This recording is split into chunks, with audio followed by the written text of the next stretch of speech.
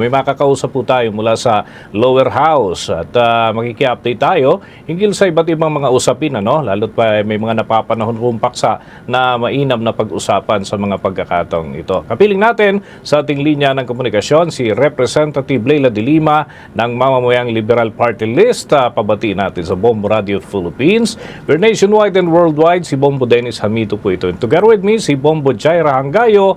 Marahay na aga, good morning and welcome to the program.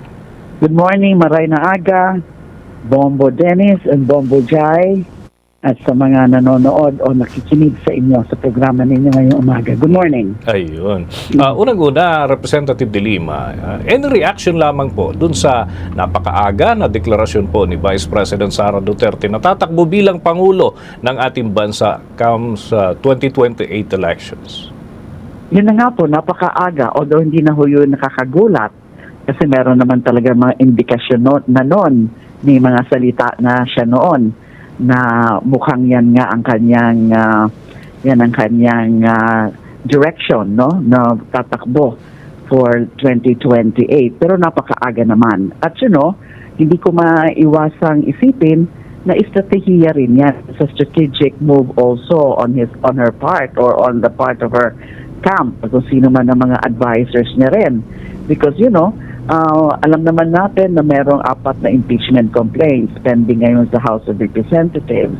At pag mai-refer na po ito sa Justice Committee, ay sisimulan na rin ang proceedings doon sa unang stage, which is the determination of sufficiency in form and substance. And then later, pag okay na yung form and substance, magkakaroon na ng hearing din. Pag sumagot na, may sagot na yung respondent, si VP Sara. So anong ibig sabihin yan? Yung para bang gusto niyang ipakita, lalo niyang sasabihin sa mga tao, na ayan, kaya nila yan ginagawa sa akin dahil nga gusto lang nilang arangin o ang aking presidential bid. Dahil nga ako tatakbo, kaya tinatarget nila ako. Yung parang sasabihin nila, it's all politically motivated. It's political persecution. So strategic move ang ginawa niya. At isa pa, on the political side of things, alam naman natin ang impeachment is not only a legal and a constitutional process, but also political. Diba? So at the end of the day, it's a numbers game. Sa House of Representatives, limbawa makalusot na sa Justice Committee yung mga complaints, ay i-recommend na limbawa sa plenary, so yung pag-i-impeach sa kanya, kay VP Sara, ay parang she's giving them or sending them signal na ingat-ingat kayo dahil nga ako magiging Pangulo, kandidato ako ngayon sa 2028 at gusto kong maging Pangulo. So yung iba, mag-iisip, magdadalawang isip, mag-iingat sa kanilang magiging desisyon at matatakot sila na alam niya pag siya na ang maging Pangulo, at baka pahirapan din sila. Yung mga ganyan na mga consideration. So, kaya naman, ang ano ko dyan, Bombo Dennis, is that, okay, hindi naman dahil nagdeklara siya she wants to run for president. And then sasabihin nga niya, politically motivated yan, hinaharang nyo kasi. Alam nga naman na, hihinto na lang tayo. Hihinto na lang yung impeachment proceedings. Paano na yung mga private complainants, mga private citizens ito, yung lahat na mga nag-endorse, nag-file, may 4 na ho tayo ngayon, di ho ba? There are a total of 4 impeachment complaints because a 4th one was filed yesterday. So, lahat yan, these are private citizens. And sila, naniniwala sila na kailangan talagang panagutin si VP Sara dun sa kanyang mga kasalanan, dun sa kanyang yung mga nandun sa grounds, sa articles, sa grounds of impeachment. So ibig bang sabihin nun, dahil kandidato siya o tatakbo siya, ay kalimutan na lang yung mga pananagutan niya? And remember, Bombo Dennis and Jai, na she was already impeached by more than 1/3 of the members of the House of Representatives, di ho ba? Nagpapakita yan na may basehan may malakas na basehan. Hindi naman gagawin yan ng more than one-third noong 2025 na papadala nila yung articles of impeachment sa Senado supposedly for trial kung hindi sila naniniwala na malakas ang basehan, may grounds yung mga nakalagay sa Constitution, culpable violation of the Constitution, betrayal of public trust, bribery, graft and corruption, high crimes. So, ano yun, kakalimutan na lang natin. Hindi naman pwedeng hindi pakinggan, hindi pagbigyan ng chance yung mga private citizens na complainants to prove the cases against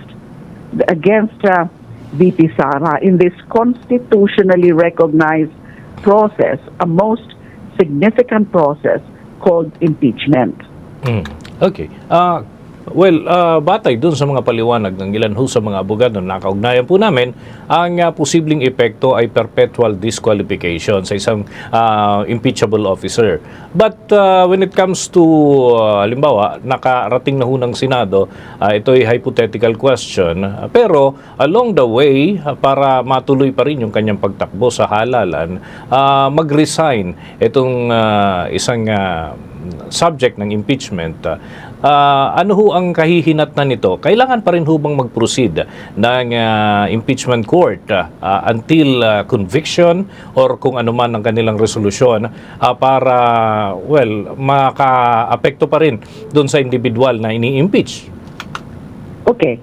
That is of course a novel issue. That is legally speaking, it's a novel issue. Pero ang position ko po dyan, and I think it's shared also by others, is that pwede pa.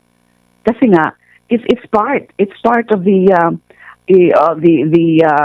process itself na kailangan i-disqualify siya kung talagang may basehan if found guilty, if convicted. So she cannot preempt yung possible penalty of permanent disqualification, kasi removal and permanent disqualification yung impeachment. Hindi pa siya, walang kaso kriminal, kasi separate yun, walang kasong administrative, walang kasong civil, kasi mga separate yun that can actually be undertaken simultaneously with the impeachment proceedings.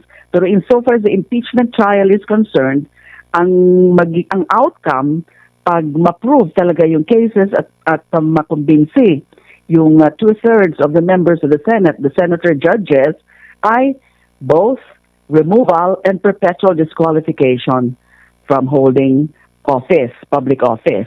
Now, kung by the mere act of resigning, ang mawawala lang dyan is yung removal, kasi resignation na nga.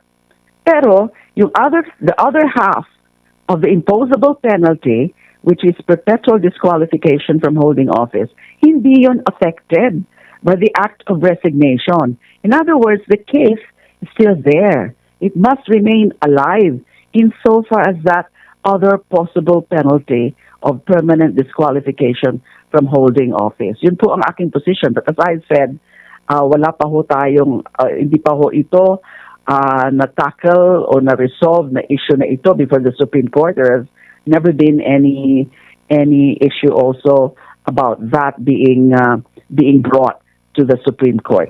Okay. Kaya hindi pa yan na-resolve. Ang akin hong katandem dito, si Bombo Jaira, meron din pong ilang punto na nais maitanong. Bombo Jai? Representative, ano na pala yung status nitong impeachment complaints na kinakaharap ni Vice President Sara Duterte sa Kamara? Wala po bang mas naunang umusad sa mga ito, Representative? What's again the question? Wala na po bang mas naunang umusad sa mga impeachment na dito sa Kamara, Representative? Wala pa po. Kasi ang proseso nga, ang procedure is that i-transmit ng SecGen sa Office of the Speaker. Na-transmit na po yung 3 sa Office of the Speaker. Pero yung pag-include in the order of business, na-include na yung sa 3, pero yung 4, yung latest, ay i-include pa lang, pero hindi pa naman rini-refer sa Committee on Justice. Kasi yung pag-include sa order of business must be done within 10 session days. 10 session days where 'ang interpretation ng Supreme Court dyan dun sa kaso ng Duterte versus the House of Representatives, both in the at least in the resolution denying the motion for reconsideration, clarify ng korte na ang ibig sabihin ng session day is a calendar day where Congress holds session. So hindi ito yung dati ng interpretasyon o precedent o practice ng legislature na ang session day is kung saan yung session day yung magko-call to order and then i-adjourn. And then pwedeng hindi mo na i-adjourn on a particular session in a particular day yung session. It could also be the next day or the day after next. Di ba? It could cover several days yung sinasabing session day. Pero ngayon, yung interpretation nga ng Supreme Court, although kini-question yan ng iba, ay dapat daw calendar days where Congress holds session. Now, Congress holds sessions Monday, Tuesday, Wednesday. So ang bilang po namin, as of yesterday, 7th session day pa lang ho yun. So, and then, pwede pang i-include in the order of business yung 4th complaint na na-file lang kahapon. And then, after that, within 3 session days, kailangan i-refer na sa Committee on Justice. So, wala pa talagang umuusad in the sense na hindi pa ito na i-refer sa Committee on Justice kung saan nandun talaga ang impeachment proceedings proper.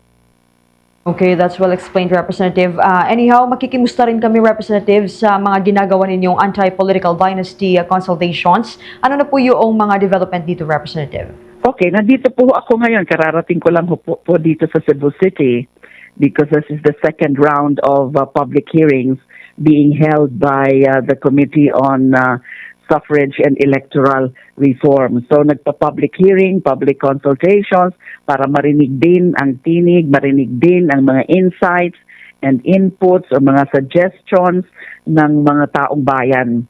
Yung mga pwedeng mag-participate, mga halo-halo po yan, mga certain groups, and then there would be students, and then certain civil society groups and certain residents. Pwede naman any group can actually participate in the public hearing. Pangalawa na po ito, nung una po sa Cavite, I think it was last week sa Cavite. And so this is the second one. And then bukas po yung sa CDO naman, Cagayan de Oro. So today, mag-a-attend po ako dito sa Cebu public hearing or consultations. There will be several other members of House of Representatives along with the chairperson, si Congressman Zia Alonto, ang magdadalo rin at magpa-participate din dito sa public hearing para mas inclusive ang mga makuhang mga insights and ideas. Kasi dun sa hearing sa House Committee, nagkaroon na rin ng I think 2 or 3 hearings ay ang mga nagpa-participate doon are the invited resource speakers, mga experts, legal experts, and then former justices of the Supreme Court, mga members from the academe, yun po ang mga nag-share ng kanilang mga insights and inputs. Ito pong public hearings para mas inclusive, mas marinig din ang tinig at mga ideas ng mga ordinaryong mamamayan. Thank you so much, Representative Abang Bodanis. Okay, with that, maraming salamat po, Representative Leila de Lima ng Mamamayang Liberal Party List. Magandang umaga po. Magandang umaga rin po. Have a good day. Mga kabombo, mga ka-Star Nation, nakausap po natin ang kinatawan ng Mamamayang Liberal Party List, si Representative Leila de Lima. At tama-tama, no? Andun pala sila ngayon sa Cebu City for anti-political dynasty consultation. At siguro mamaya ay makiki-update din tayo sa kanila kung ano man ang mga kahihinatnan ho nito, mga kabombo at mga ka-Star Nation. For the most trusted source of news and information, visit our website at www.bomboradio.com. Follow us on Bombo Radio mobile app, Facebook, YouTube, TikTok, and X, formerly Twitter. Like, share, and stay connected. Anytime, anywhere.